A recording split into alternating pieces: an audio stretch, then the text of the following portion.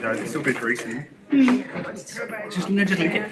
Look, there's a piece of lettuce. Yeah. Probably don't make friends with salad. Yes, you do. Who knew here to locusts? You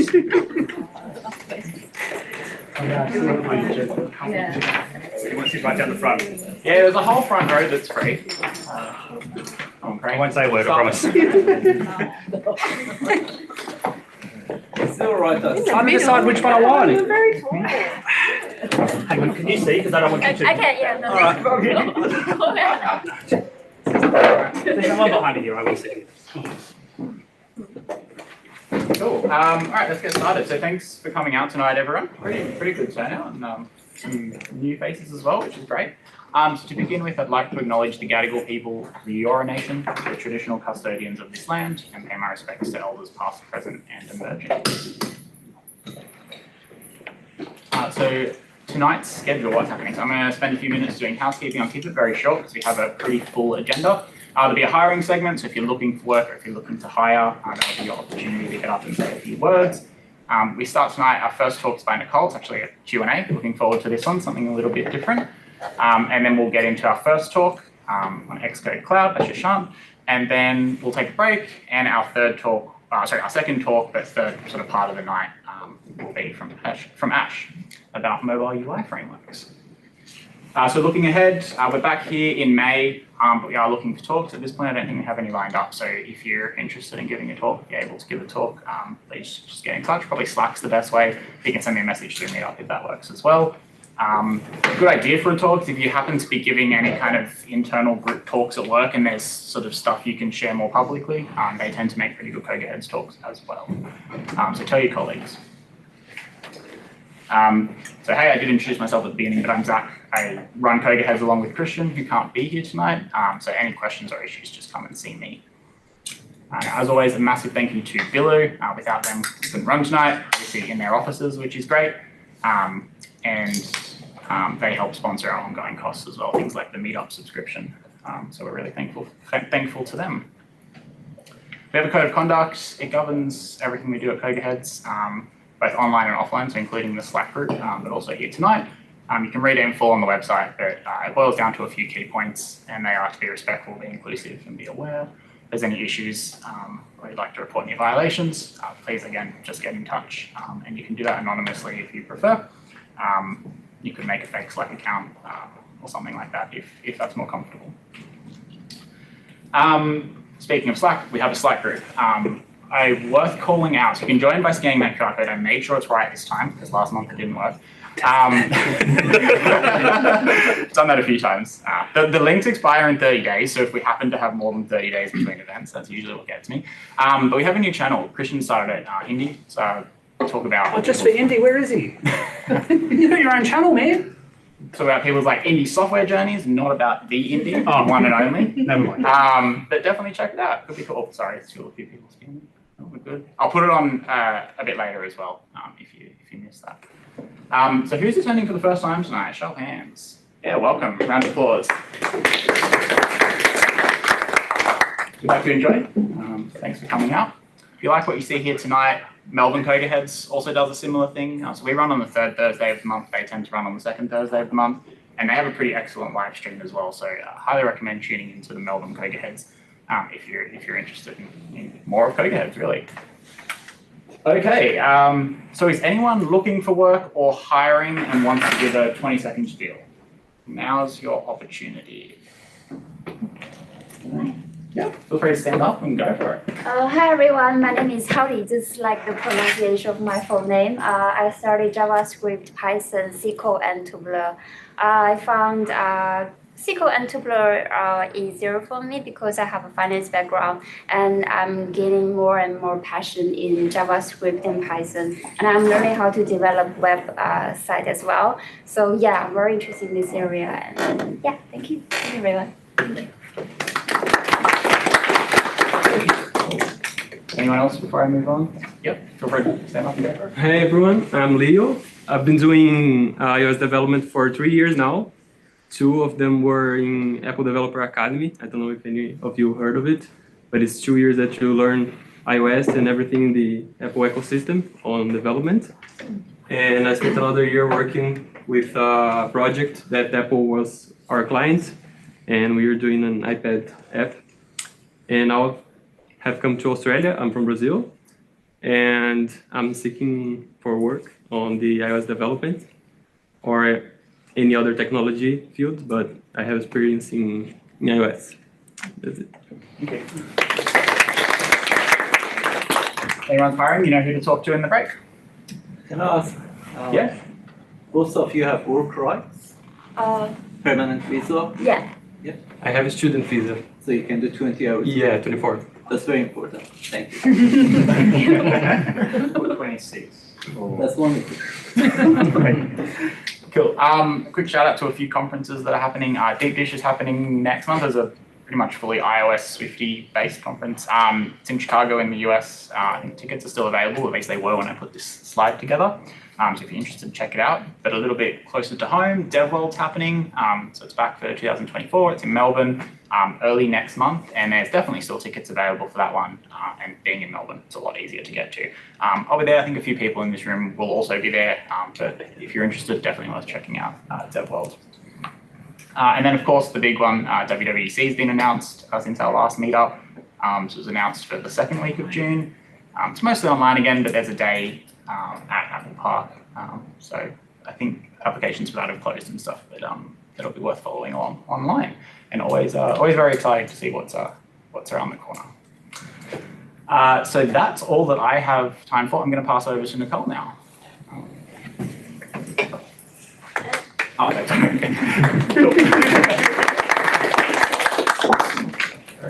okay. So. This one here.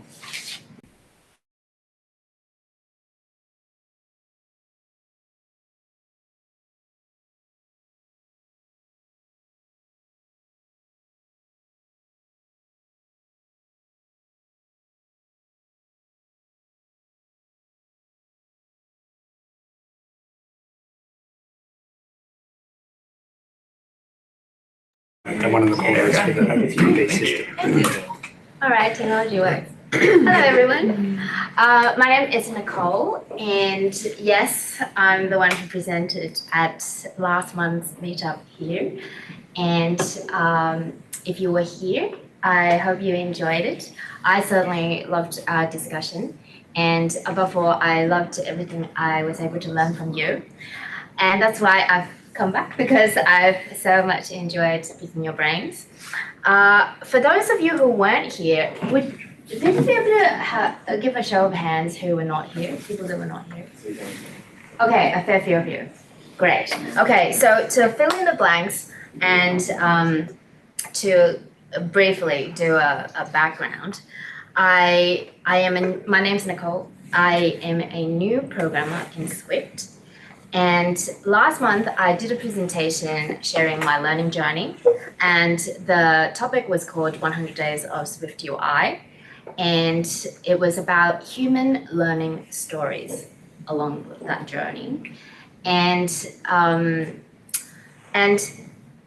think if you love learning, and that if you're interested in how humans learn, stories about, how we differentiate machines, perhaps, I would encourage and invite you to look at the recording on YouTube about from last month's meetup.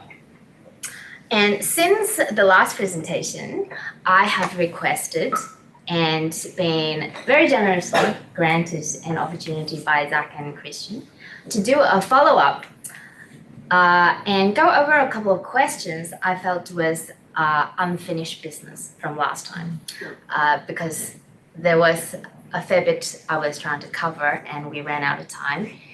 And speaking of time, Zach has kindly offered to keep track of time for me this time around, which is great.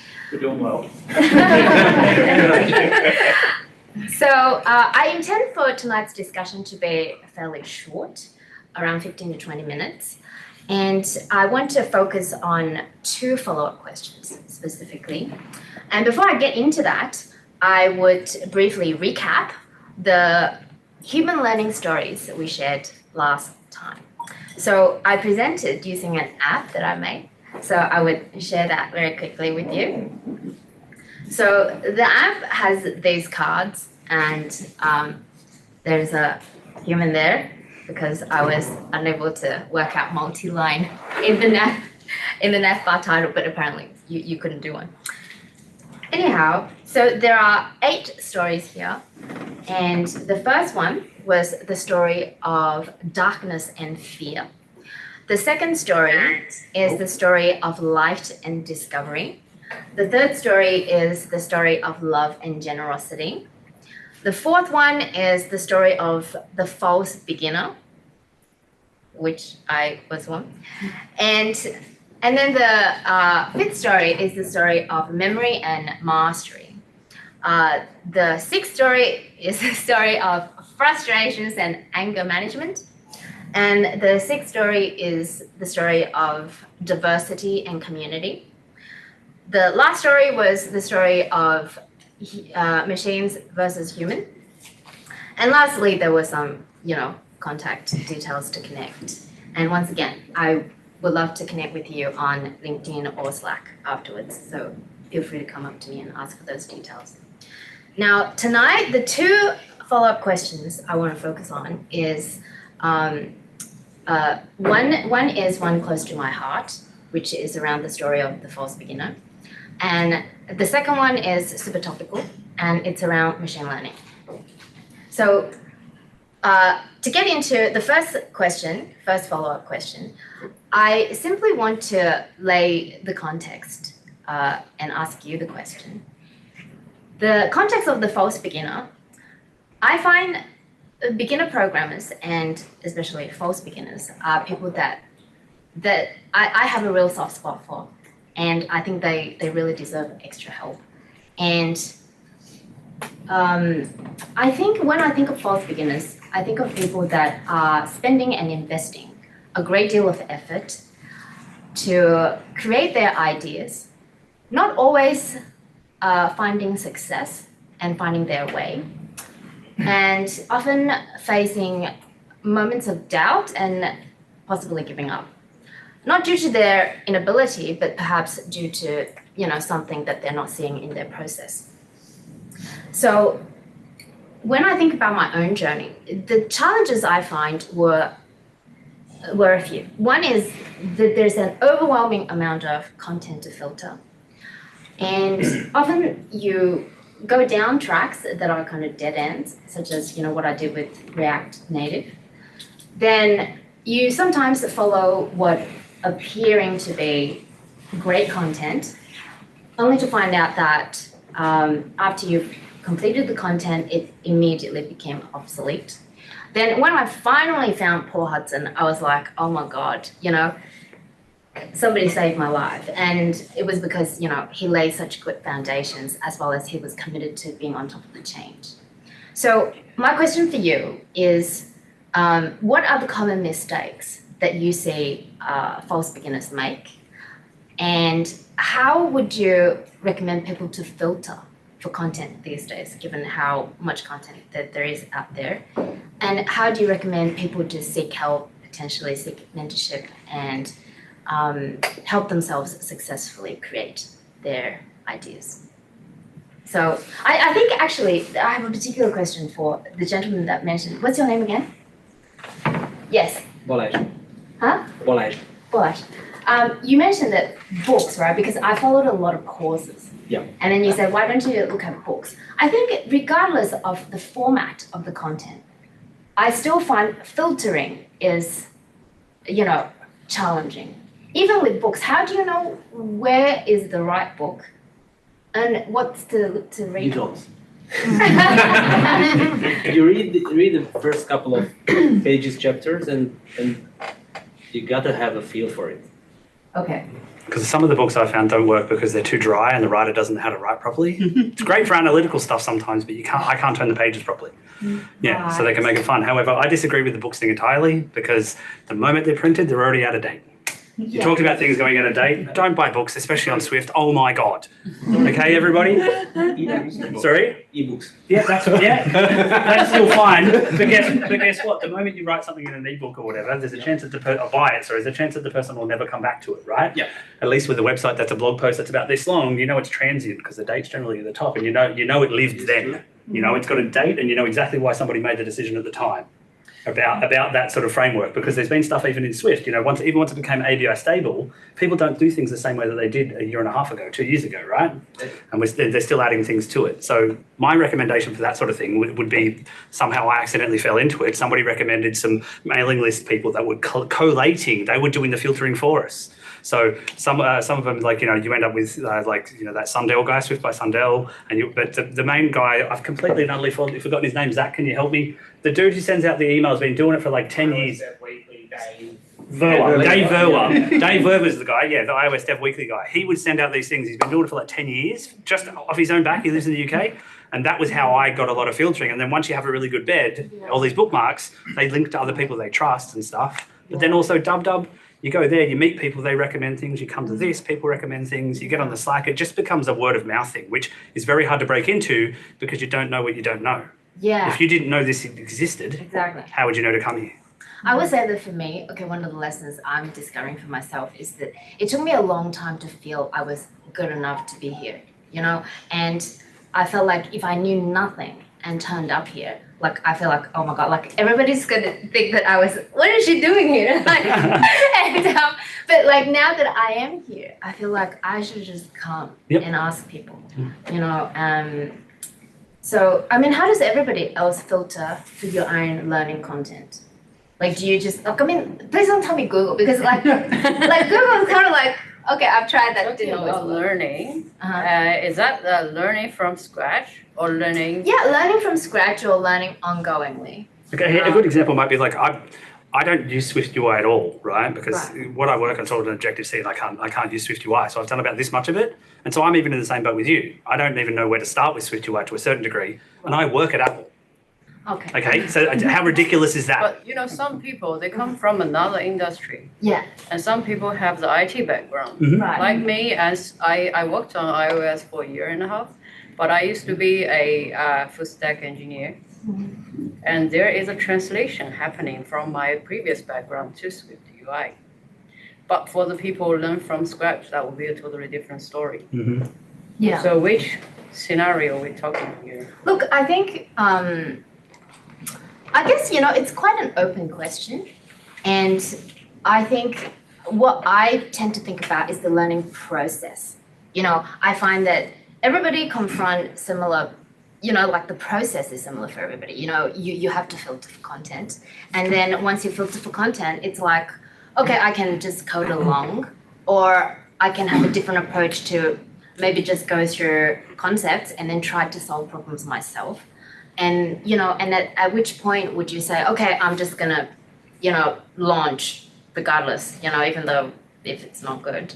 I think there's a psychological element as well as, sort of I just wonder, because I'm new and I'm looking at all of you and it's still wow, these are so successful people. To give you context, I work at Apple, and every single day I'm waiting for somebody to turn around and realize I'm not smart enough to be there and get fired.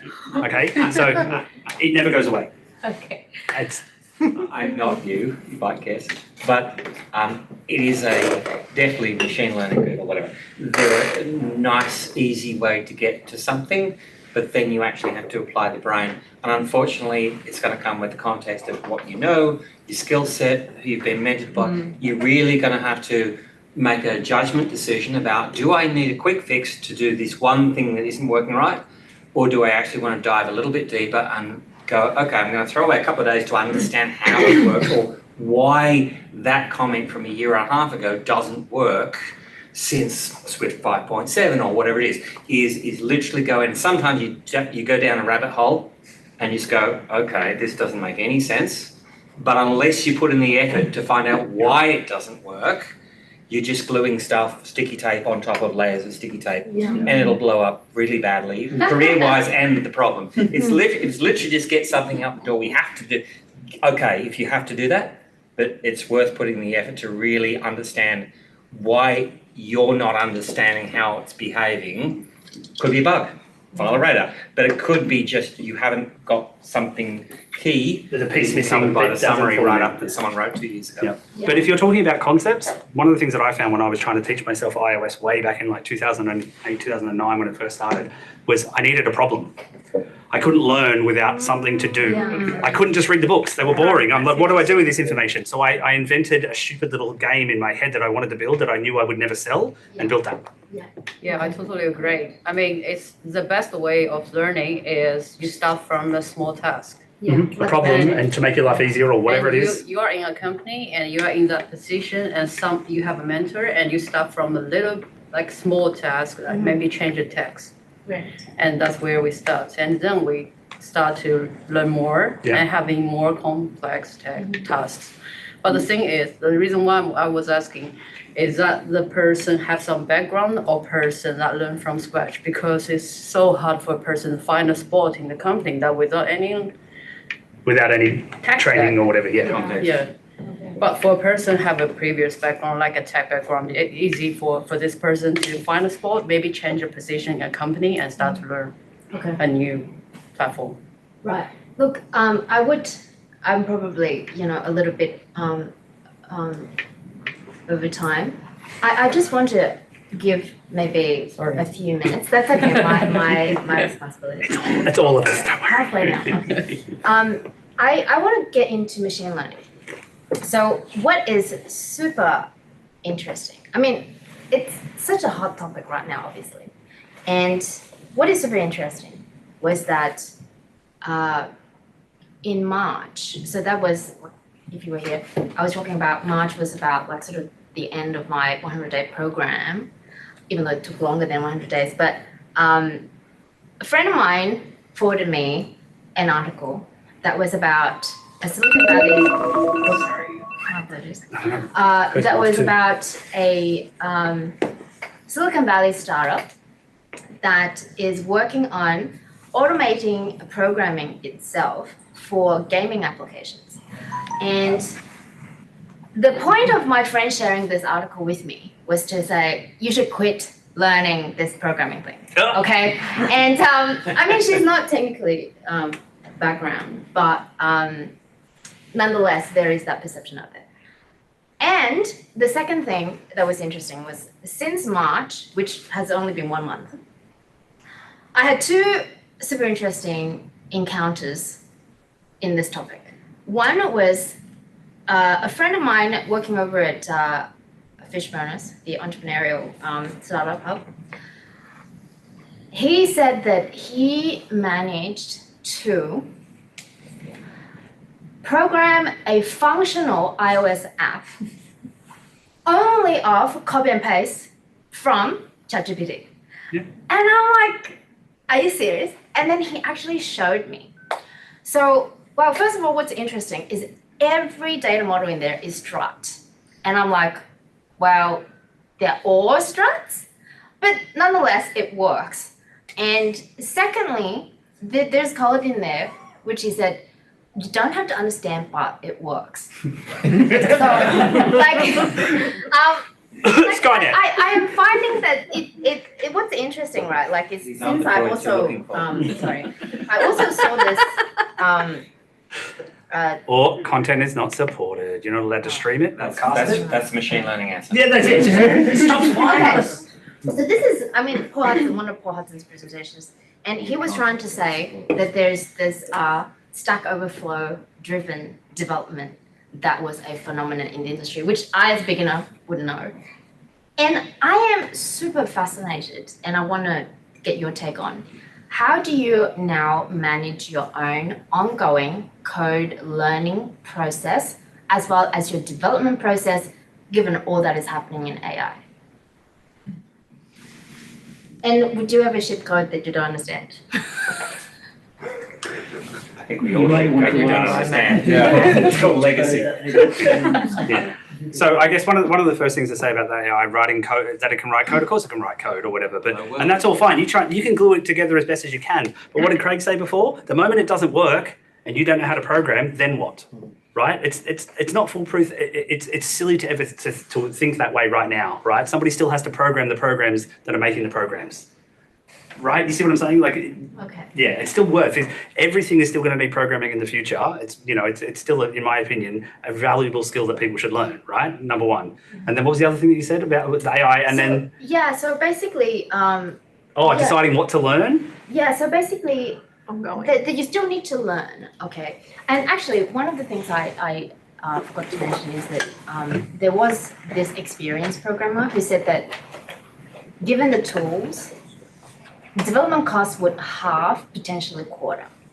So I wonder how you would adjust your own learning process to learn into the One of the things that that this experienced programmer maybe didn't mention to you is the fact that you put it into ChatGPT, you're actually giving it proprietary information. So any company that you're working for, that you're contracting, and you sign some sort of thing with them, you do that, you're immediately in breach of contract and probably liable to get sued.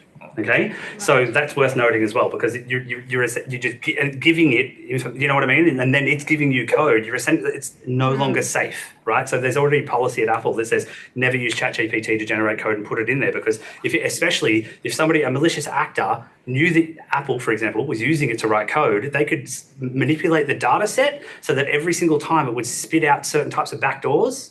And if nobody looked at it properly, because people don't really learn how to program anymore, you see the whole thing just falls apart. The system crumbles. So you can't really do it. There's if anything, everyone being really scared of AI at the moment is a really good idea, right? Treat it like it's part of a palette. You can pick it like a little paint, but it's not the whole thing, right? You can dip in and out. I used it to generate some images for me to help me inspire me to do something else, right? I used it as a base and it helped me build something, right? It's building blocks. You don't use it for everything. Okay. No way in the world. I just use ChatGPT. Sorry. No. I just use ChatGPT to write documentations. But that's why I just use the offline models instead of ChatGPT. I mean, there's that is an option as well. So don't be surprised. all the big companies that they'll be working on their own internal versions of this, so we can do it, right? But the idea is that you don't tell anybody about it, and that's our own model, sort of thing. And you keep your cards, close to your chest. You don't share them with the world. I'm pleased you're using the term ML, not Sorry. No, I'm pleased. Yes. But there is a key bit here is the believers, investors, crypto believers, etc. They're making a lot of money out of selling projects, selling you and everybody else that this is going to make them a lot of money. So them saying that our jobs are all going to disappear, I'm sorry, but 99.9% of my daily job, no ML model would understand what the fuck it is it's trying to solve. So it may be the case in 5 years or 10 years, but it is basically mythology that there is any real AI. They're very good learning models at very specific stuff, but they're only as good as the data they're trained with. And most companies are not going to release good quality code into a model. So they're mostly trained on shit snippets in Stack Overflow. So you've got years out of date. It's a training model to produce more shit. And so you get something and it might work for the job for the moment, but it's not actually going to put us out of a job for, maybe in 10 years that'll be the case. I don't know, the rates accelerate, but it's not really there. If you really are looking at most of the things you have to work with are not about putting up a hello world, they're actually trying to figure out a complex business problem. Yep. Because the design is designed to time a really good, well-written Jira ticket, you still go back and go, well, hang on, what about all these cases? No ML model is going to come up with those questions, let alone a good answer to what's currently written. It's a lot of hype, and there's going to be a lot of trillions of dollars vanish. Oh, they're just disappearing into different people's pockets, as it always happens. That's literally, it's just money moving around the world. So yes, it's an interesting, I think the area that might be interesting to come is, it's probably rumors and probably bullshit, is the fact that Apple devices have a lot of neural processing in there. And it is quite likely, given the years they've spent it, that they will start introducing better stuff that we can maybe access things of a local machine learning model to do some specific things. That's an area that's probably worth looking at if you can figure out how it applies to your business problem. But that's not using the external global hype to change your programming. That's about, can I leverage the hardware and whatever libraries Apple give us this year or next year, whatever it is, to go, can I do something better with my app using the tools on this device, but with private models and private code? very different solution and question. But Well put. Anybody else? I was just going to say, at DevWorld, XWorld, Apple are talking, and I think the topic of the talk is the best AI PC is a Mac. So there might be content there. Or whatever. I mean, they've all got neural cores. Yes. Don't make that. Can you fit I don't know. more? I'm, smiling. I'm literally smiling because I have That's no really idea. information. I don't have any, and this is great. I didn't even know they were talking at DevWorld. Technically XWorld, but it's happening at the same time. Oh, there you go. Oh, yeah. I don't know anything. I literally don't. A lot of hype, interesting things to look at, but I don't think it's going to threaten our jobs in any real scale. Would you yourselves copy and paste code out of ChatGPT and say, oh, look,Ll just start there? If you understand it. Yeah. If you understand it, it works. Well, like, or even let's say you were struggling with even say like learning Swift UI, and you were like, I want something that builds this. I'm not doing something right, and I can't figure it out. And you tell it to make a contrived version of it, and you're like, oh, you need to put it together that way. Oh, now I get it, and it might help you come back. As I said, it's a tool. It's like a palette thing. You don't bring it over. It's a problem-solving tool. I've definitely asked it for give me an example of this. There you go. Rather than, hey, here's some sensitive data. Give me the program. Yeah. I see. And then it's like an opinion thing, because if you take that and then you compare it with maybe a few other things you find, not Stack Overflow because it's read it all off there, but maybe some bits in documentation and other bits from elsewhere, then you can say, oh, well, actually, they're all leaning in this same direction. That's probably where I want to go in. And that might actually also be the concept that you need to learn as well. So that can drive your learning decisions, right? So that, and again, it goes back to what Craig was saying, where some of those things, they really annoy you, or at least me, you as well. And I'm like, one day I just wanted to know how the hell is a dictionary lookup at the speed that it is, sort of thing, you know what I mean? And I just went right down to the bottom of it, and I was reading articles written 15 years ago by people as to how dictionaries are written, because I was just like, I wanted to know. Yeah. I guess one last thing I'm curious about as a new person is like, would you ship code that you don't understand, in the sense that, like, I think at some point, right, it's so much you cannot possibly know. Okay, I know everything here is fine and I'll ship it, right? So you have to possibly live with some degree of uncertainty that it's just all taped together and it works. But like at which point you just go like, I really need to be sure it's all, like I need to know. Like, would you ship code you don't really understand? I think that's the question. Yes, I think it really depends what you are trying to do. Are you working in a company or are you doing your own project? It really depends on this kind of situation. So for example, if you are working a bank or this kind of thing, you definitely need to ship the code every single line. You should know what it is doing. Right. But if you are doing your own project, right? I see. You're trying to deliver your own product. So even if you don't understand a single thing, as long as the product works, then And at that point, if you did copy and paste something from Stack Overflow, does it really matter? Because it's your app. fine. And you know you're going to come back maybe later and fix it, or if it works, it works. Yeah, so regarding the full stack, right? So regarding the programming, so are you really into the programming part, or are you trying to building a product? So these are like different things. Okay, to building a product, you don't necessarily need to know about how to do programming, because if you just want to ship some applications, right? Application is a high level. Okay, so it's a whole computer science stuff has high level and low level. Application is in the highest level. So what I can see is in the future, if you just want to do application, you don't really need to understand programming. Similar things when you do the video editing, right? Nowadays you have AI powered tool to do the video editing, photo editing. Similar things for programming. If you just want to do high level things, it really doesn't matter anymore. Yeah. But you're not going to go and work on the next Hobbit movie and use AI shit or whatever because Peter Jackson's going to kick you off the team, right? You get what I'm saying? Like stuff like it's Unless you important. really lied on your resume. Yeah. Sorry? Yeah. Unless you really lied on the resume. Yeah. Zach, I think it's about time, isn't it? You got to call time?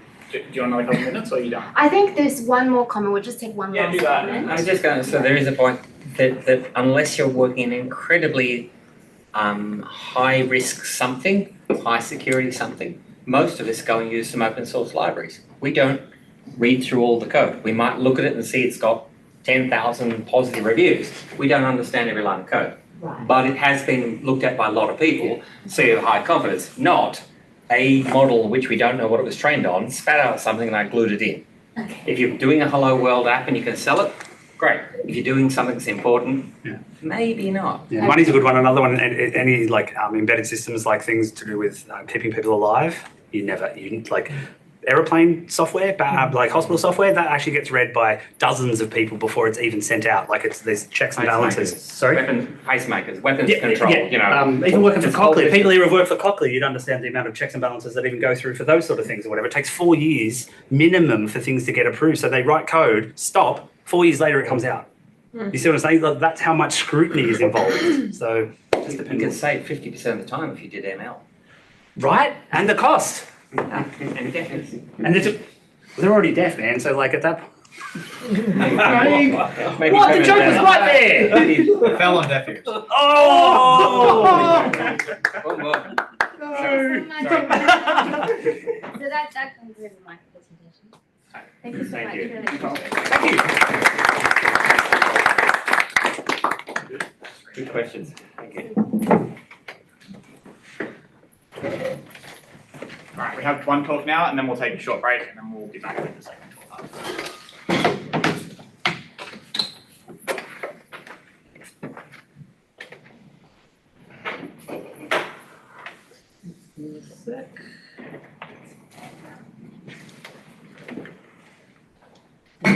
Which one do we do? Indian Ocean, just airplane.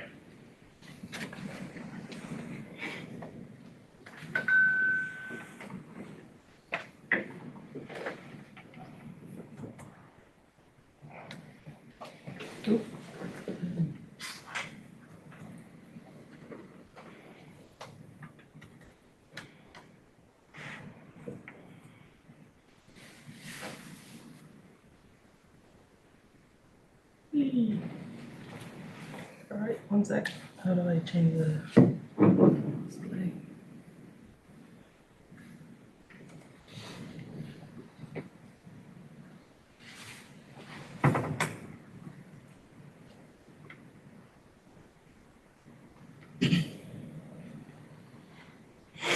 Cool. So, my talk is about Xcode Cloud.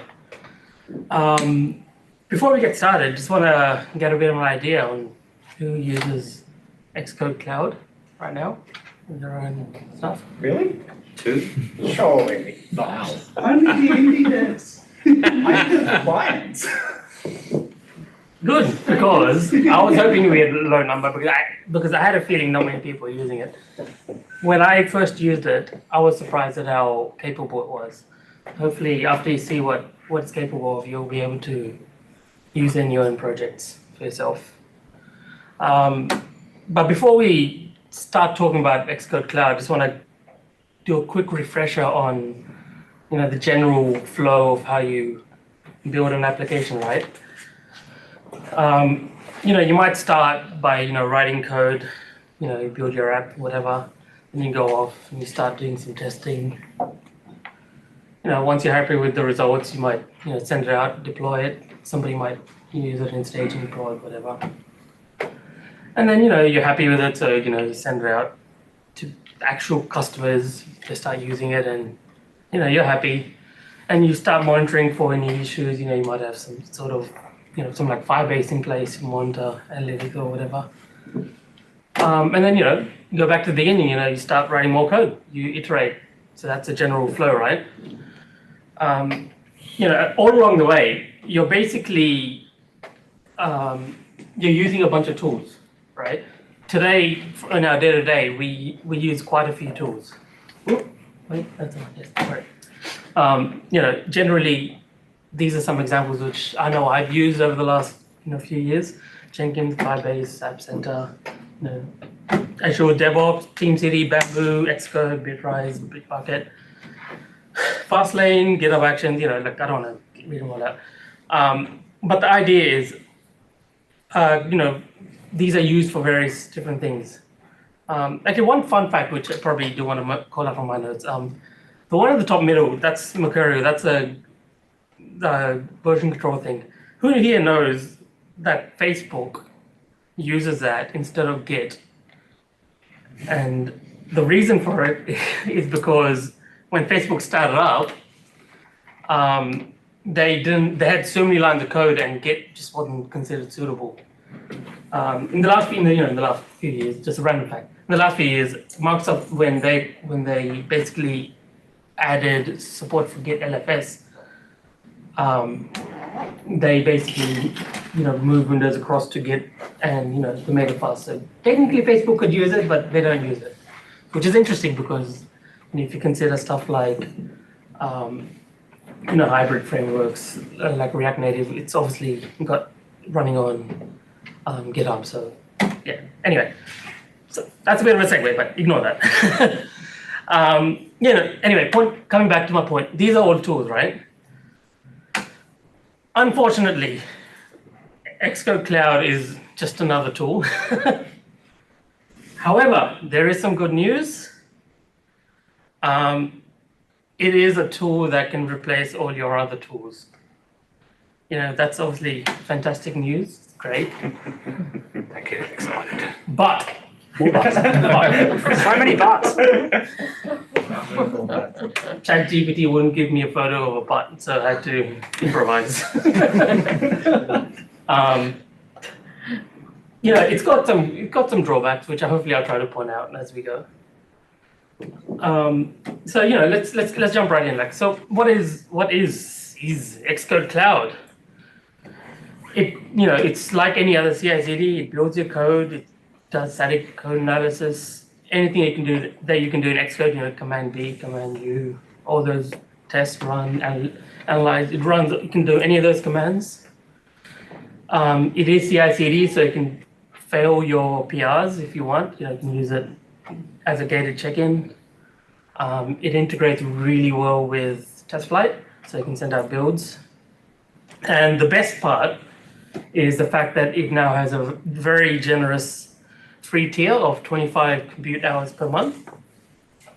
I think the default, I'll get to this later, but the default config might make you chew through that a bit quicker than you realize. But if you're careful, you could really use it for only this, and it'll be really well. It works really well. Yeah. So essentially, Xcode Cloud kind of boils down to what they call a workflow, which is equivalent to a pipeline in most of the other CI/CD things that you use. So you have something that you have a start condition, a action, and a post action is kind of how Apple kind of defines it. So essentially you have the environment where you can pick for this whole flow. You can pick what version of Xcode is going to run on, what version of macOS is going to run on. If you don't care, you can leave it at the default, which is usually the latest. You can configure stuff like hashing, where the derived data folder will get backed up and restored automatically between builds.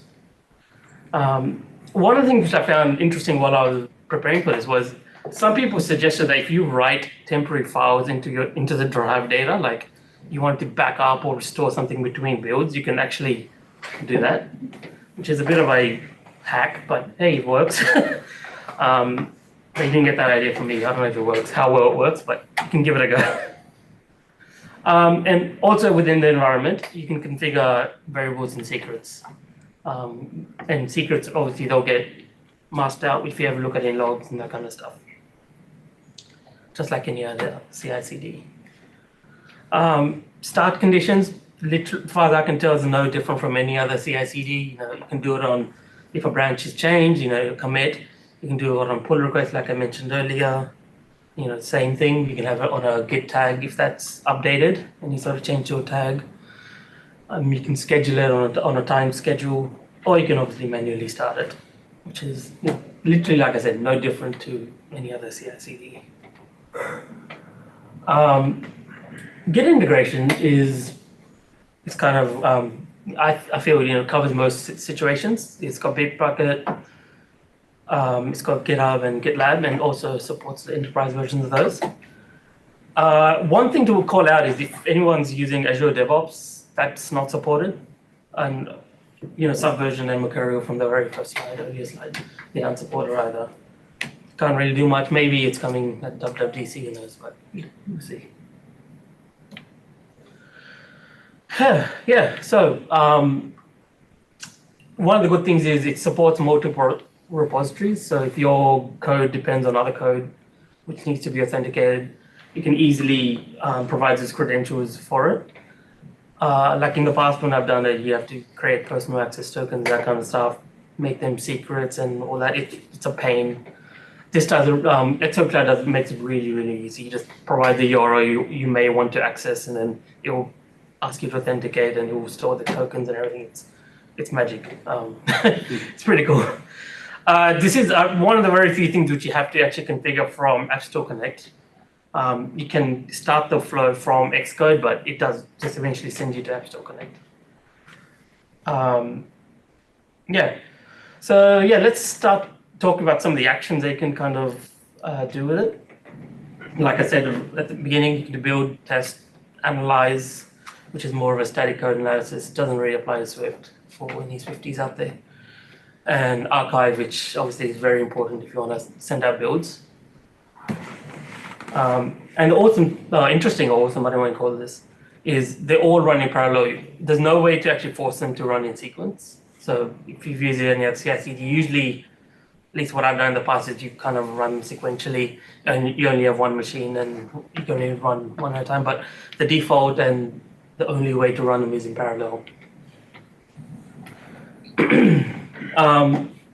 As part of the build step, there are only 3 custom build scripts: post clone, pre-Xcode build, and post-Xcode build. So you can use them for various things. The general idea is you may use post clone for configuring the environment. Pre-build, you might use it for like configuring the emulator, running any of the build tool plugin permissions. Like one of the things I've used it for is with us. I don't know if you guys have used RSwift, the code gen tool. It needs some additional permissions because it's a build tool plugin. So in order to allow those permissions, there's a shell command you got to run so that the machine will allow it to run. Post build, you may use it for publishing the results of your test runs. Maybe like code coverage or something. But this whole pipeline, or whatever you want to call it, I didn't make this, Apple made this. This doesn't really cover what happens after the build because you don't really have control over it. And like I said, since everything runs in parallel, you actually cannot run anything custom at the end. We'll get to that in a bit. Yeah. Dependencies, to be honest, it's easiest to use Swift Package Manager. If you want, you can use you can use Carthage and CocoaPods, but you have to install them as part of your build, which obviously means you're going to kind of chew into your build minutes and everything. Or you can use anything else that's installable using Homebrew, because Homebrew is pre-installed on the temporary build environment that they provide. And like I said earlier, like put it inside the post clone probably, and then you can install all these tools that you need. This is one of the nice things, certificate and signing. It is all automatic, which is really, really nice. Like I'm planning to do a bit of a kind of demo-ish sort of thing. It's a fake demo, but it's still a demo. And you'll see I'm not going to touch certificates, which is really cool. It's basically the whole enterprise, the whole manage my certificates thing, which doesn't really support enterprise distribution, my understanding, so that's why you cannot do it. But yeah, you never know, might be coming to the next release as part of DubDub. Fingers crossed. And the other actions are build, test, and archive. So obviously build is literally equivalent to the command B, so it does like a debug build. Command U would be the test, it will run your tests. I suppose that's a bit of a lie. You can actually specify which test suite to run. So if you do want like a subset to run as part of a PR build, you can. So that it runs a lot faster. And you can configure it to fail your build if something fails or something. And if you're using a test suite, you can configure stuff like retries and that kind of stuff. So it's it's very easy to configure that kind of stuff. And of course, the last one is archive, which is equivalent to basically going to product and archive and choosing what you essentially want as part of your distribution. So let's move on to something a little bit less interesting. post actions. So this is where we leave the whole concurrency part. So after all your test builds, archives are all done, or your everything else, it basically does a post action where you can notify you on Slack, your team on Slack, send out an email. You can do an internal or an external test flight build. You can choose which distribution groups get the build. And if you're a macOS developer, you can also do a notarization of your binaries and get the app file of that bundle. One of the nice things also, which I was does make sense, is you can also build up the testing notes for TestFlight. So you can create a file, you can generate a file called what to test and then the language.txt. So what to test.enus.txt. And it will basically use that as the testing notes, which are displayed within TestFlight. So for example, if you can have it as a static file, so it can be part of your repo, and then they'll be used. One way you could possibly use that is if you set up a trigger for your build to only run when that file was changed, maybe you can use that for sending out builds to your customers. Or you can even do like a dynamic build. Maybe you want to do internal builds to all your development team. Every time there's a PR, right? Every time you merge a PR, you can include the PR comments, exact message from the PR inside the testing notes. So that's really powerful. Examples of that with the dynamically generation. They have an example in the Apple documentation, so you guys can steal it from there. I don't want to display here. There's some quirky things. For most things, you can do it from within Xcode. For some things you don't, like you have to go into App Store Connect. Like probably the first time you set up your builds when you're migrating from somewhere else, you want to set up the build number. You can only set that from App Store Connect. When you want to connect your Slack channels, you have to set that up from App Store Connect.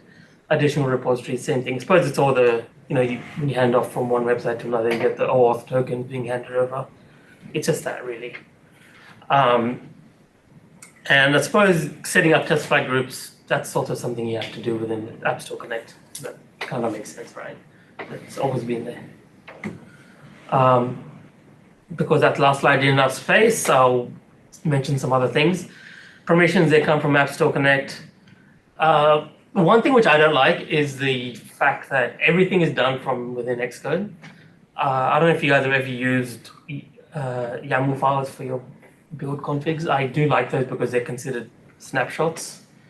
You don't get any of that snapshotting for your pipeline sort of thing. Like if you need to go to really old builds, you don't know what your build config was at that time. So, but maybe it will be something that comes at some point. That's my hope. Git LFS is pre-installed, so you can use that. It's really nice.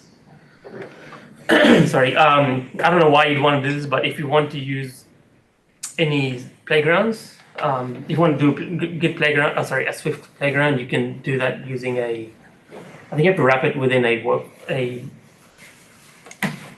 my mind's going blank, the white icon, workspace, XC workspace. Same thing for Swift packages. If you embed them within workspace, you can do that. I don't know why. I don't know why you do with a playground, honestly, but apparently it's something they have for a reason. And yeah, this kind of weird, but build numbers are automatically incremented. It just makes sense. I don't know why you'd not want to do that, but yeah. Cool, so that's the boring stuff out of the way. Let's move on to the demo. Stand back, I'm gonna attempt to not crash. Cool. We go off, we create a new project. The first thing to do is you want to push your repo to something like GitHub. So, here I am, pushed to GitHub, magic, movie magic, whatever you call it. After GitHub, then you go back to Xcode, and the first thing you want to do to set up Xcode Cloud is go across to the show the local builds, basically. So you go to the last panel, whatever it's called. Sorry, it's called the report navigator. You go across to the cloud builds, and it basically tells you that it's not set up right now. So you hit the get started button essentially. At this point, it asks you to pick a target. So if you've got multiple targets within your project, you'll see all your targets. And you can also change your team if you want for whatever reason. And then it essentially goes up and it suggests a default workflow. So it tells you that you can have a start condition which is just going to be on any change on your branch, and then it sets up a default environment which is basically the latest config. Action would also just do I think it's an archive. Yeah, it's an archive, and the post action it doesn't really do anything by default. So yeah, it tells you, this is what I'm going to do. If you want, you can go into the edit workflow button and you can add some stuff. But for the sake of this walkthrough, I don't want to do that.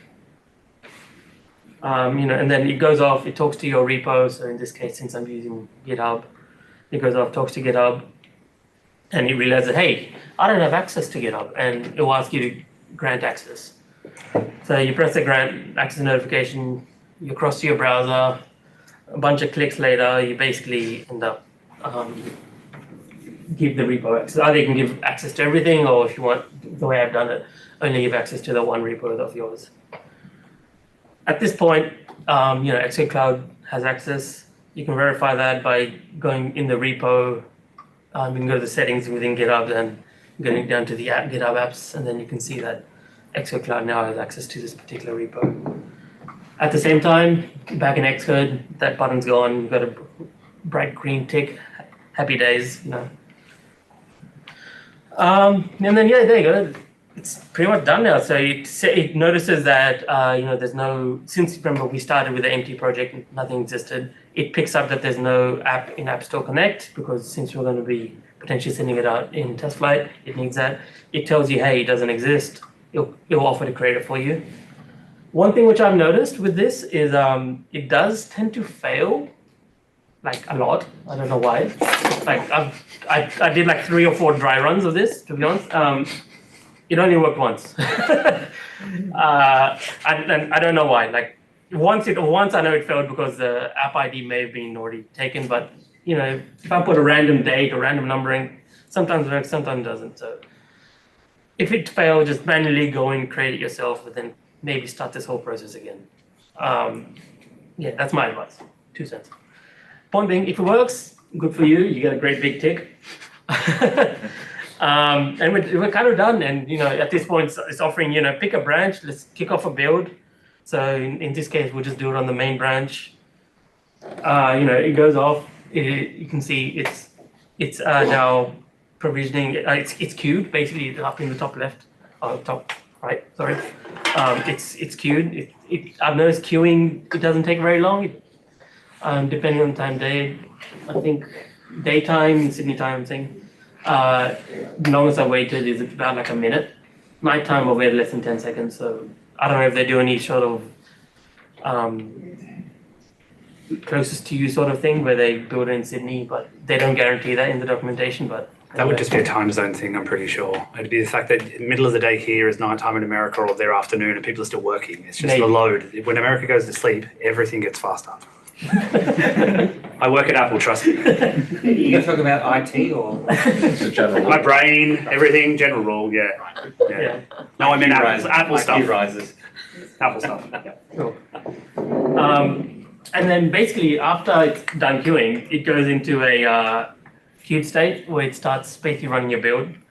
You can see that the archive build that we had is now running. You can view the logs. Once it's completed, you can actually view the actual logs. Is that the same logs that would spit out from a local build, essentially? That almost looks identical, I guess. Essentially, yeah. I'm trying to see if it looks any different. No, it It's does, yeah. essentially the same. You can mouse over, you get the hamburger menu. And the dots and whatever. And, yeah, cool. You can go and, obviously that's logs, artifacts, same sort of thing. You can download whatever you want if you want to download it. You can look at the raw logs, whatever you want. So that's a basic flow. So let's just make some quick changes to add test flight to this particular build. So you can go on the left pane, you can select the workflow, which is our default workflow, and you can right click and press edit workflow. At this point, you get presented with the So this is the general UI you end up using to edit workflows within Xcode Cloud, or within Xcode for Xcode Cloud. So the general screen, it's a general overview. It's just got the name of the workflow description. I don't know where that's used, but if you want description, you can have it. Makes you happy. You can enable the caching things I mentioned earlier about the derived data. You can obviously you can move or specify the repo that it uses, and the workspace that it uses for your build. The environments tab. It's basically you can choose what version of Xcode or Mac OS to use for the build. By default, it is set to the latest. If there's any reason for you not to want to do that, you can change it. And it does go back pretty far as well.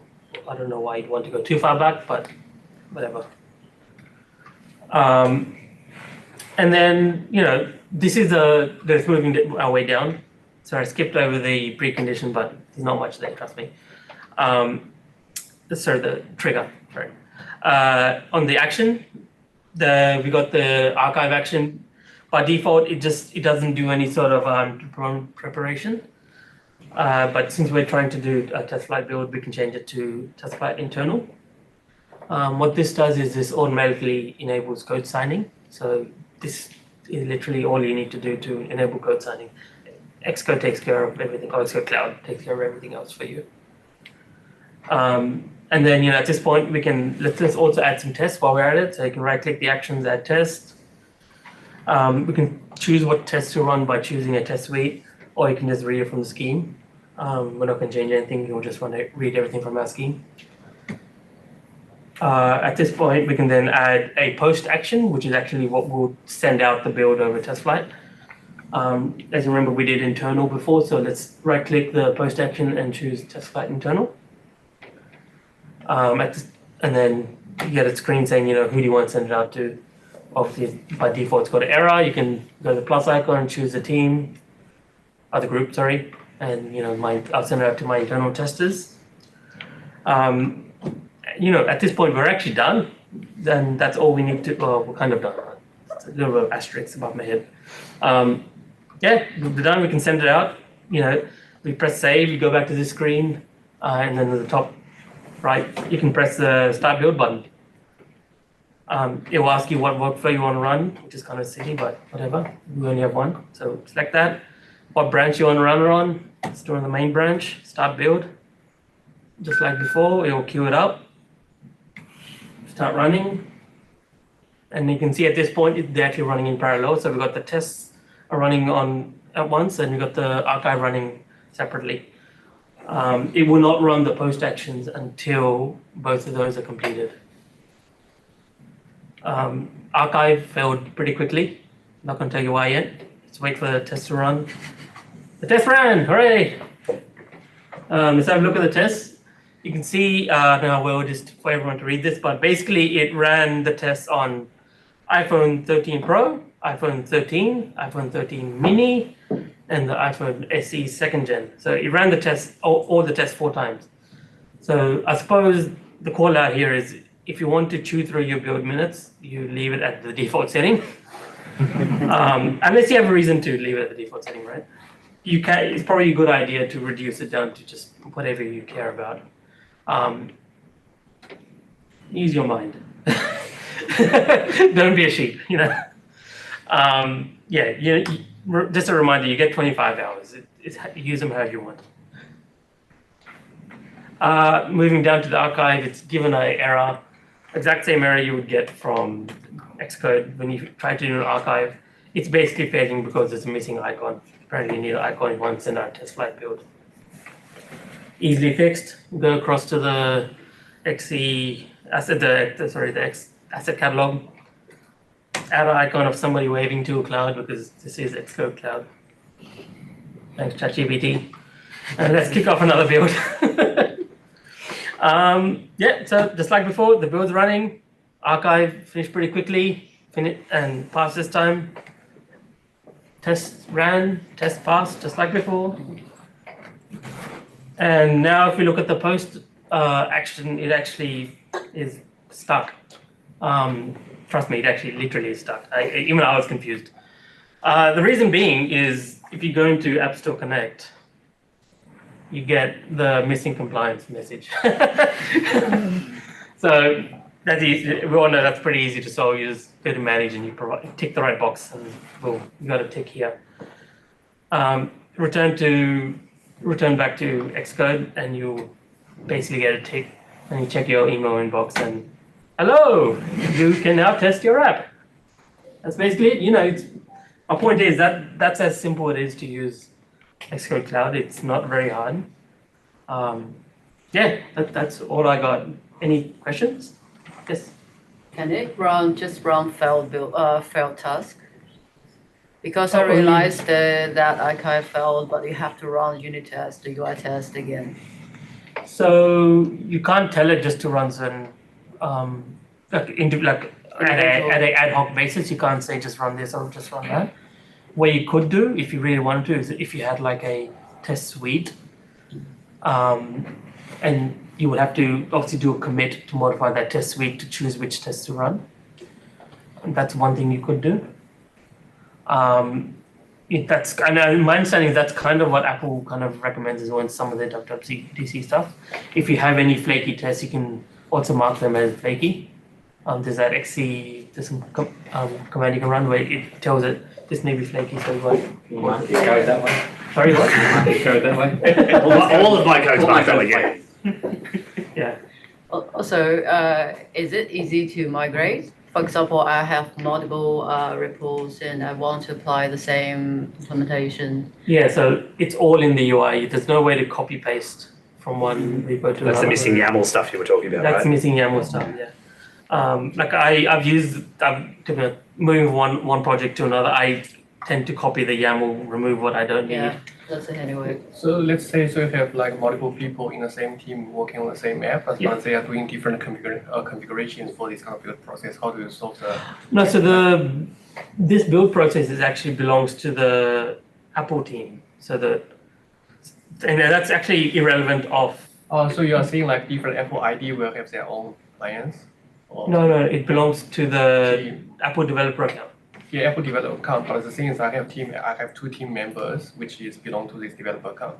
They're building this app. One is making some configurations and the other guy is making other configurations. Mm-hmm. So is this configuration stored in the Git as well, or so are they shared is what you're asking? Yeah. He's asking, can two people on the same team, let's say you and I both work at company A, right? Company A owns the developer account at the top and you and I both just engineers, right?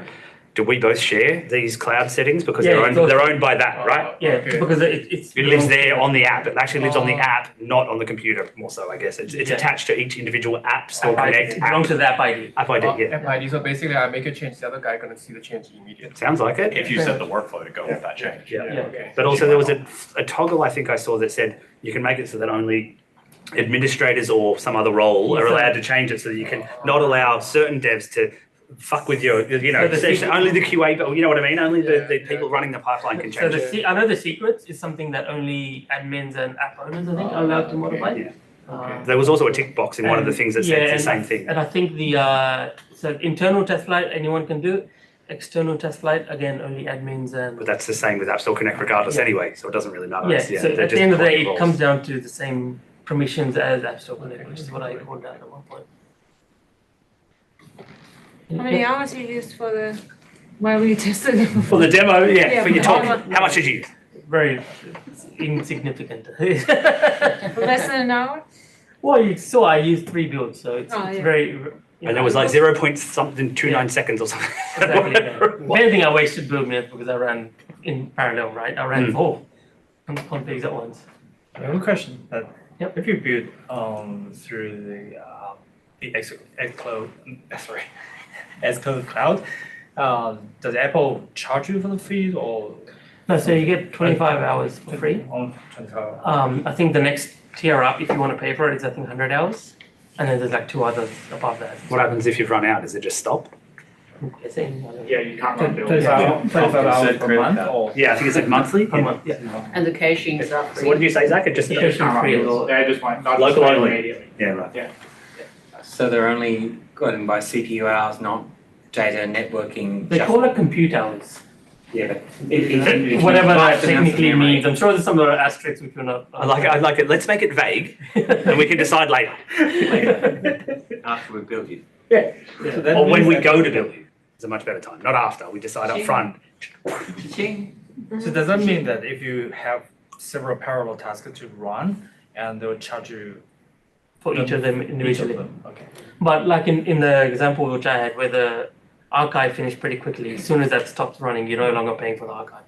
You're waiting for the test to run, so you're only paying for the test at that time. Yeah, so for a single run, is there any like time limit, like maximum you can only run for 30 minutes for this task? Not that I'm aware of. They recommend you can set up your own rules to make sure you don't go over your limit. The default for any test is, I think, if I remember correctly, it's like 5 minutes. If 300 seconds, I think that's the default value. So if any tests take more than 300 seconds to run, it will fail it. Okay. So if you got lots of tests and they're very flaky, maybe you want to bring Yes, that down. I think the UI test, have you tried the UI test? Normally the UI test. They run. Yeah. But they're slower. Yeah, slower. Actually, one thing to call out with UI tests, a good thing you asked about that. You know, when you first set up a simulator or a device, you bring up the keyboard, then you get that. Welcome to the keyboard screen. Welcome to the keyboard. You can swipe. There is a command you need to kind of run to get rid of that. Otherwise, UI tests aren't the best. So every time when you run UI test, do they give you a brand new emulator or? Yeah, it's a brand new emulator, which is why. So it's brand new for that run. So it's not for each test. Okay, so basically, because sometimes the Apple pop up some permissions, right? You want to accept these permissions. Yeah, you need to add the. So every single time, I want to accept these permissions. You need to make sure your tests are able to have the interruption handlers in place. Yeah. Okay.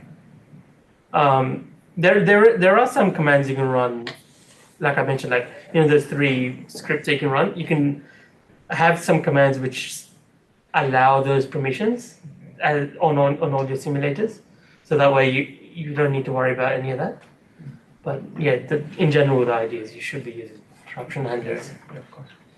Yes. Yeah, cool. So great talk. I didn't know the thing about being able to set the test flight release note, so I'm going to start using that. That's really cool. The question I had was when you go to set it up and you pick the test flight option, there was none. I think there was test flight like internal only, and then there was test flight or app store. Do you know what the difference is between those last two? So when you're setting it up. Yeah. So Look back. yeah. Forward. You're Again, again, keep I don't going. know where I am. Keep going. There. That one there. So yeah, I've never been able to work out what the difference is between those last two. I don't know if you. Test flight app store. That's basically external. Yeah, So but I it's think it signed lets you differently, submit, which allows you to. For review. Yeah, I think it just. I don't think it actually matters, but I was You did wondering if both, there is too. something I'm missing. No, so that one will allow you to do an external test flight. So I suppose it's more of a skill. Like I know the Apple added this maybe in the last year or two. I never noticed when they added, but they added the concept of internal and external test flight. Previously, it was just test flight. Yeah, okay. But they have different requirements. One's UDIT based, the other one can be email. One's got to have more of the App Store Connect content. Yeah, so the actually internal set up one for can the only be external. sent to people who are So that- within your App Store. But in different Says it right there. places. Oh, no, not that one. One of the other screens, it says it's only for internal. Yeah. Right. So It's if you not want to actually send it to affecting the anyone, build, is it? Like it's not compiling with any different flags. So like you could change. Could you I'm change something? guessing to it upload? changes the certificates. The way it's actually signed is Yeah, different. I'm guessing that's all that changes. Okay. I mean, if you post something with test flight internal, afterwards manually in App Store Connect, you can still. No, you can't send it out. It actually, No? it actually, What? That's what I was getting at. That's what I wanted to know. If there is actually a tangible difference. I can't use arrows for some Signed reason. differently. I was gonna say, yeah, they're signed differently. But You it can't. all gets re-signed, doesn't it? It No. does? The signing process is quite different. It's different. It's on the way through kind of thing or whatever. It kind of chews it up on the way out. There's nothing to go back to. Because of the way that this cloud's working, it's going to produce a signed thing, and you're turning around and It saying, actually tells you it's an internal build. Ah, okay. So I don't know when they added this. It's And you can't add it to the external. you cannot Yeah, send no, out externally. You could- do you remember you used to be able to re-sign it at the command line? I don't know, because this is probably different because it's happening up on a server, and the way that it's signed, you can't re-sign that probably. Okay. Okay. That'd be my That guess. answers the question then. Thanks. And if you're really, really interested, I can find out from the people who work on it. I'm actually just really curious now. That's okay. I can go and ask somebody because I like Harlan probably knows. Yeah, okay. So yeah. Yeah. All right, cool. Thanks. Any other questions? Cool. All right. Well, thanks for your time.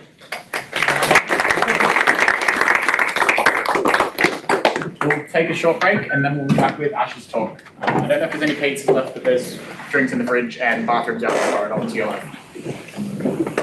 Thank you.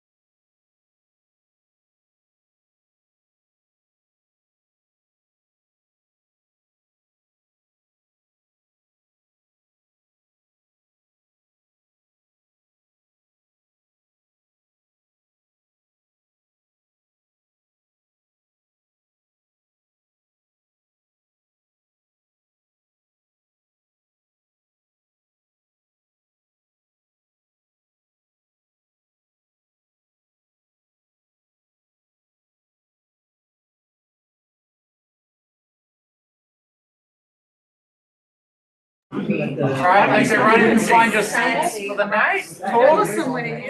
You need the whistle. Yeah, that's a one-time service. I was going to say what I might die. From bum pain. Alright, I'm gonna hand over to Ash now. Thank you.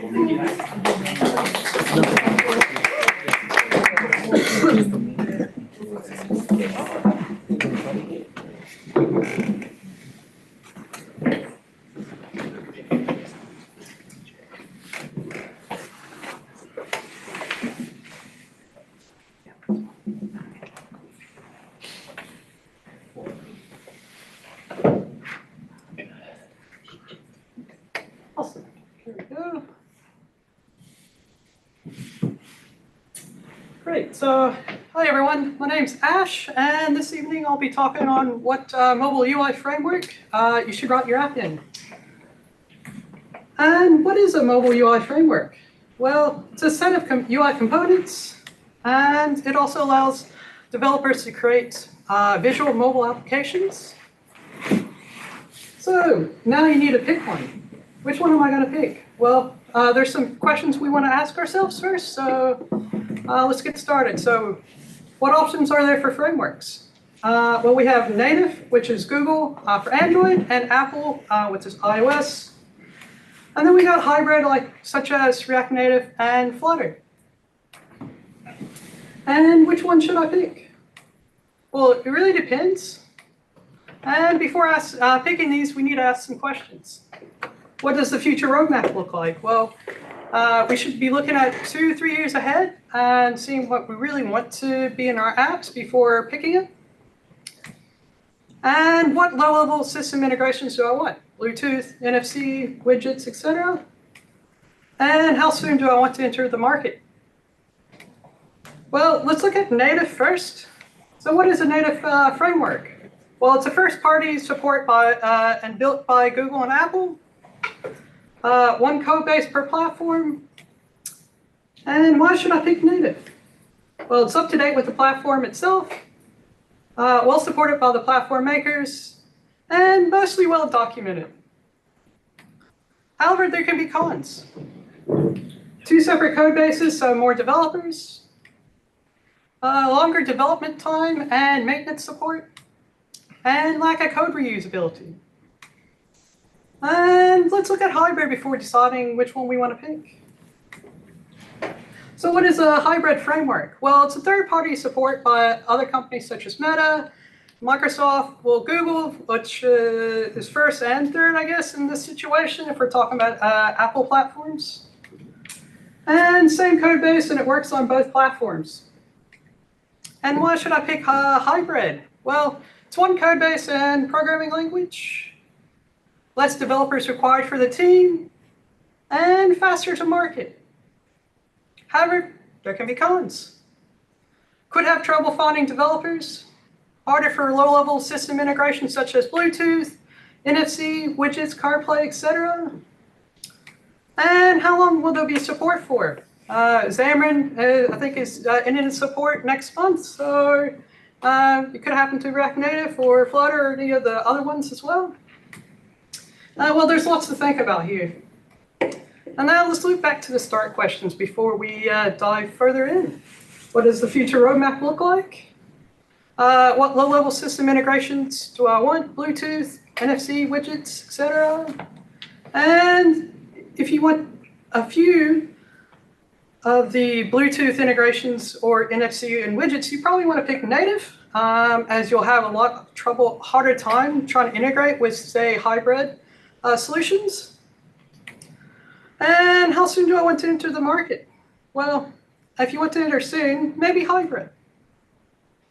And that's my talk. Thanks.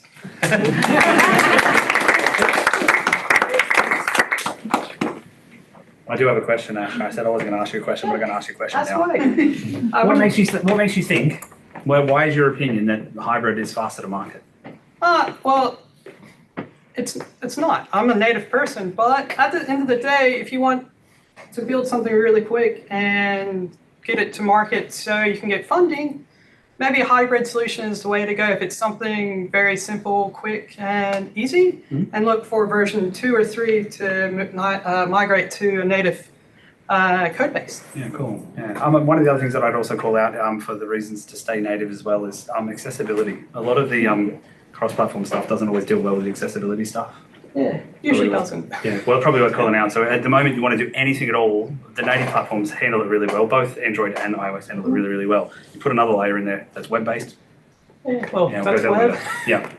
Well, on that same topic with security on the hybrids, I know that with I think the React Native side, you can't do certificate pinning and that kind of stuff.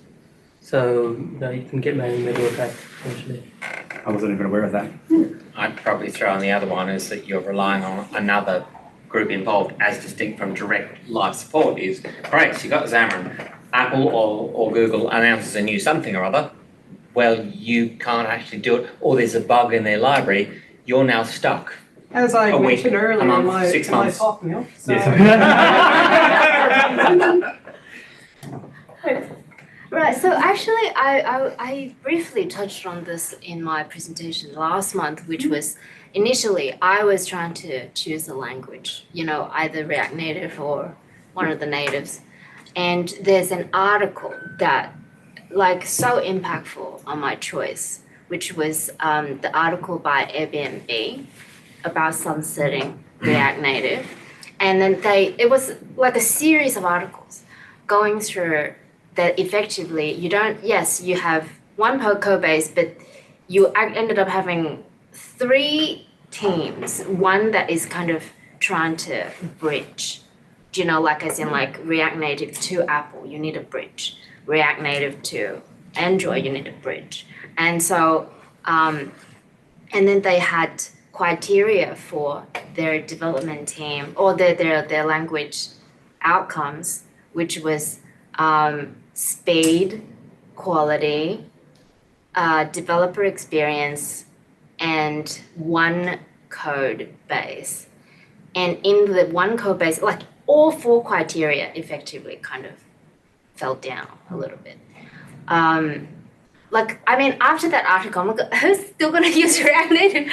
But obviously there are. You know who uses So React Native? The people who have people in management that force it on them. It's pretty much all it is. They don't understand what decisions they're making. That's I it. wonder what you thought of that article, or Yeah, well, I've looked at it a long time ago, but I do agree. And that's why I mentioned low-level integrations, because you need that bridge with the low-level integrations, and then that becomes a whole entire another mess in itself, and it becomes fragmented, where you need those essentially 3 code bases. So if you're just going to have a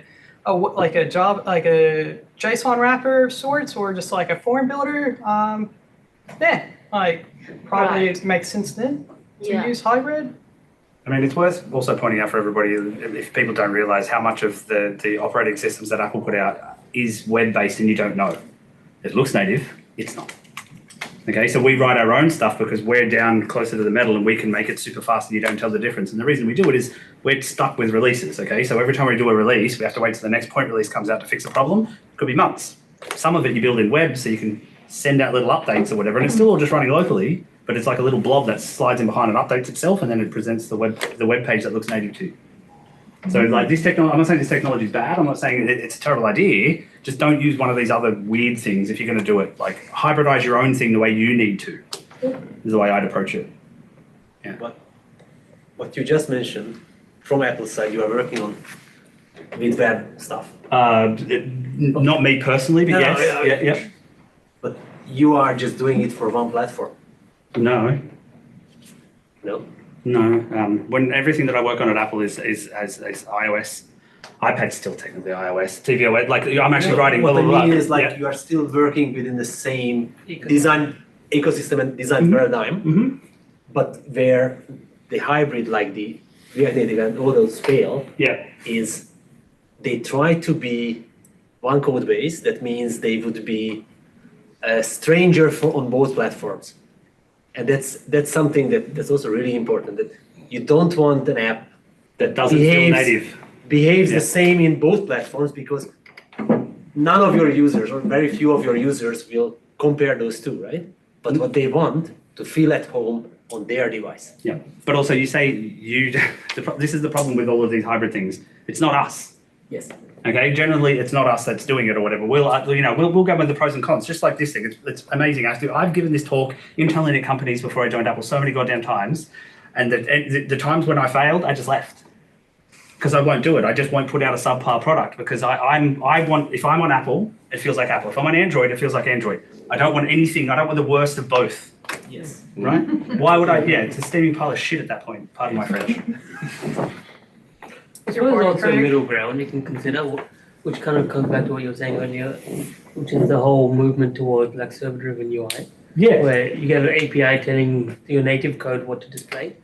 So that way. That's how the App Store works. If anyone's actually interested, the entire App Store was rewritten that way many years ago, and so they can send down updates in JavaScript blobs and it updates the UI. Yeah. Next. Would you say that in terms of the roadmap that you're talking about, that would you say it's inevitable that you would say, okay, some simple apps, prototype, whatever, go to market, you do it in React Native, it's fast, it's one code base, it's one team, or something like that.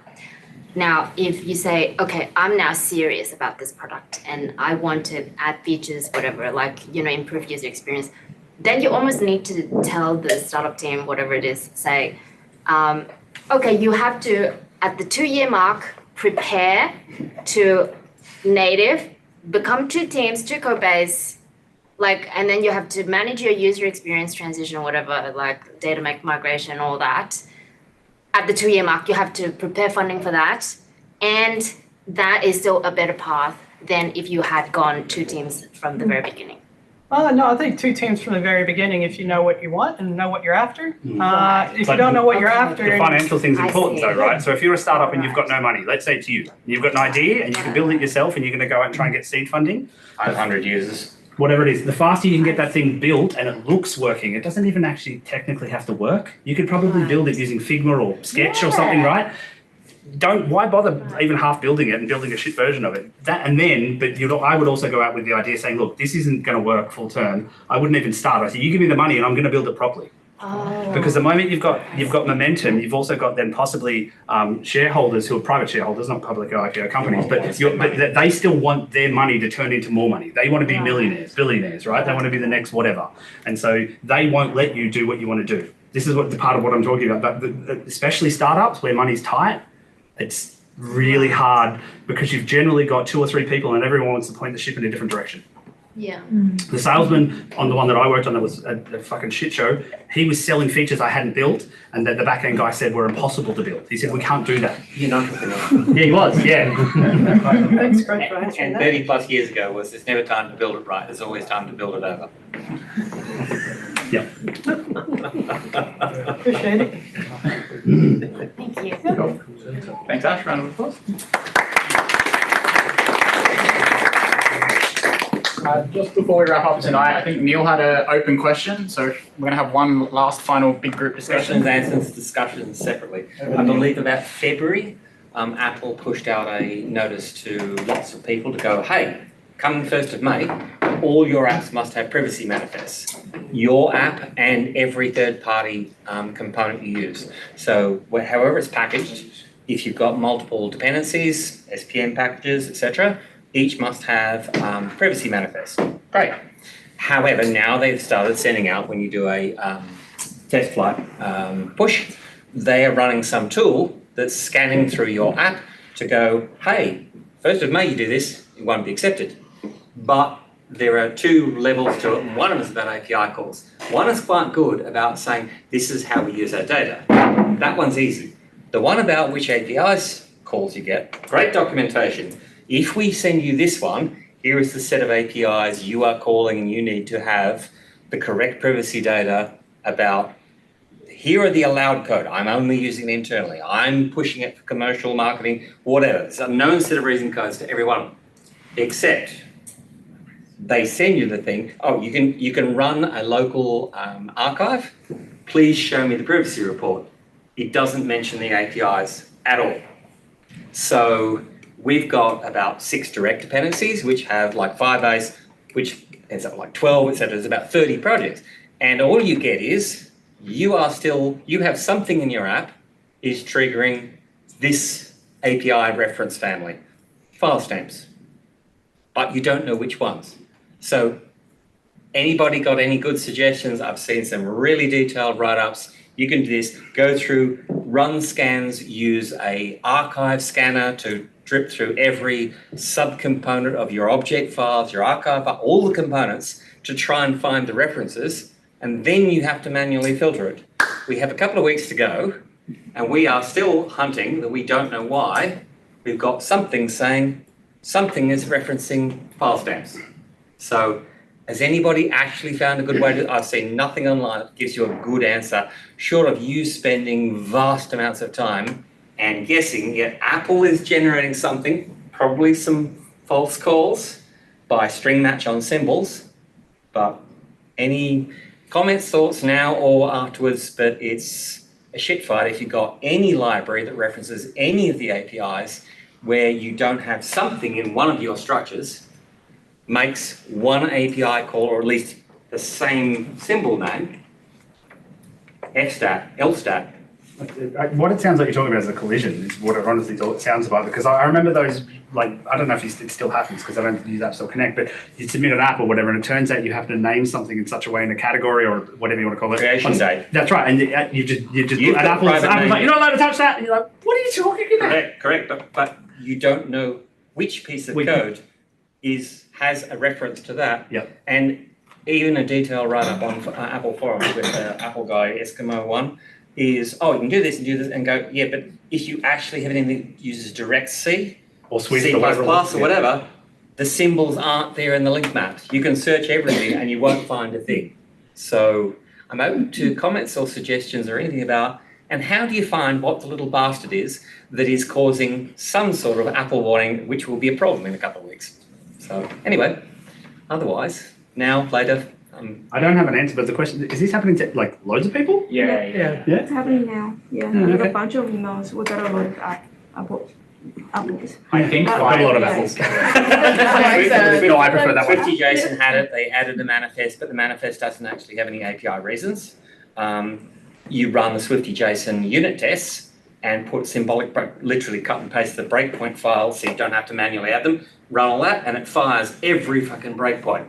But there is no source code reference to any of those APIs. So it's probably calling some C library that's calling them, I don't know. In which fires on them. It's possibly the C library, they might have embedded it in a link thing, and it's actually rolled up into that. So we've taken that out. Oh, Datadog. Oh, we've added something. Oh, we have an internal reference inside a closure where we've used creation date. That's what Great. About so, we've done that, but we haven't actually released it yet. Yeah, but is that the only one? There's 28 to go.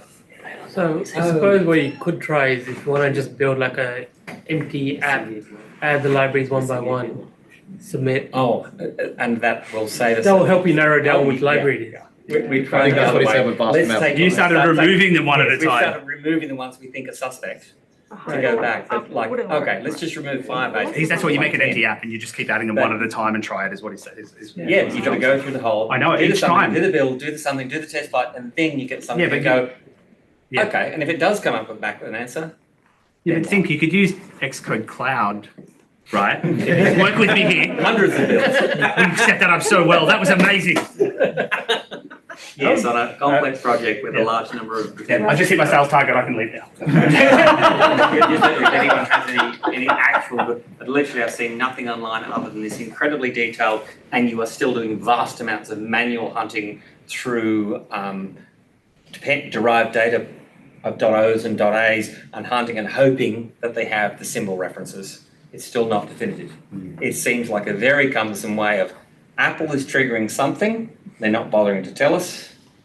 What's probably happening is somebody's trying to tell you, and there's a piece that's broken, and it's dropping it on the floor and only giving you half of it. In all honesty, that's probably what's going on. And the fact that you can do a local archive and produce privacy report that it doesn't mention API calls at all is pretty dumb. No, again, it'd be something in the chain's probably just falling over. Like, it's going to be an accident, not any malice or deliberate they only announced decision. this in mid-February and going, and you must comply by May, and all you're getting is, here's an email, you've got a problem. Yeah. Not that helpful. Corporations, woo! Yeah. Anyway. It's good. I do think it'd be like if say Firebase is the culprit, either they'll fix it on the last day, then it'll go away, or Apple will extend the thing because you can't have every app that uses again say Firebase not being able to upload and not ship. Everyone uses Firebase, Craig. I was going to say, wouldn't that be like almost every big corporate app out there? Exactly. I mean, you might not have as much luck for your small kind of niche dependency that only a handful are using. Like they might not get a pass. Anything with hundreds of thousands of apps or whatever. Yeah, so surely. But you have no clue which ones. Yeah. So because I'm pretty sure I've seen the same warning on a few that use Firebase or have done the privacy manifest for it. My stance is not to worry too much about it until closer to the date, but that's says the independent developer where it doesn't really matter. That's what I said a month ago. We keep trying to get rid of the problem so we can go. Let's pray. We're fine. He knows a guy. He knows, yeah. Zach happens to know a It's guy. out of your control. Like it's Yes, not Zach, it's really- out of your control. Yeah. I'm just going to start saying things like, Can you've you got fix secret it? insider knowledge Yeah. now to fuck with everyone else. You work it out. I'll explain that. There, that's a better answer. You work it out. To management and to the clients who are paying us for their apps. I'm sure that'll be fine. Yeah. We don't know. Yeah, I know. Have them raise the radar. It's all, it's called feedback now. Oh, sorry, my fault. And also, and also it's Apple's fault. There you go, problem solved. Yeah, right. That always goes down great. Yeah. You could maybe try raising one of those support requests with Apple. You know, you get You mean like the other ones I've done over the last 15 Yeah, you get the 12 years, 2 per year of which sort of I've never had a response other than thank you for filing it. And it uses the same system. You get an email back saying I have the same thing. I used it twice and I got no response. So yeah, I'll I do that didn't one. Well, the only way I got a response, I sent one of those off a couple of years ago. I actually just ended up having to bug TC, and the only reason he answered me was because I worked at a big enough company at the time. I can't figure which one. Do you mean this T? Oh, the other TC. TC Chan, that's what I was talking about, not Top Hat. That's fine. The other TC. But we were talking about this in the break. But I guess come 1st of May, you could just declare it in your app and make up any reason. No, for you using can't. Well, I don't believe you can because it explicitly says you must have privacy manifest for your app and for any third party. It can tell their packages. Okay. Each one must have its own privacy manifest. We can go and do clones of every repository and do forks and go, but we don't know the reason No, you codes don't know. because we've already looked and we're just making it up. Guess an And you allowed can't code. you can't put a code into your manifest files that covers everything else No. as well, is what you're No, saying. And make each up. one has Okay, that's what you're their saying. All right. But yeah, if you do, So we you can could clone the probably go down the repositories, path. do our own, but we would be guessing the reason code for each. But also, that's weeks of work. You're there for ages. Like you said, you've got 30 dependencies upon dependencies and But dependencies. You you're can't still do it. lying. Sorry? You don't know Exactly. which Yeah. code, why they use it. So it's just Put all the codes. Get yourself kicked off. It's all codes all the way down. Yeah. you can get It's gotta be one of them, technical right? requirement if you like. All right, well, I've set myself a reminder for tomorrow in my work Slack or whatever to try and bug some people and see what the shit's going on and look into it myself If you internally. get an answer, can you put it in the Slack or we'll give it to me? No, we're going to start charging you bastards for it. No. I'll give it to you for free because we're friends, but that's it. I'm a poor struggling Indian. Yeah, there it is. No.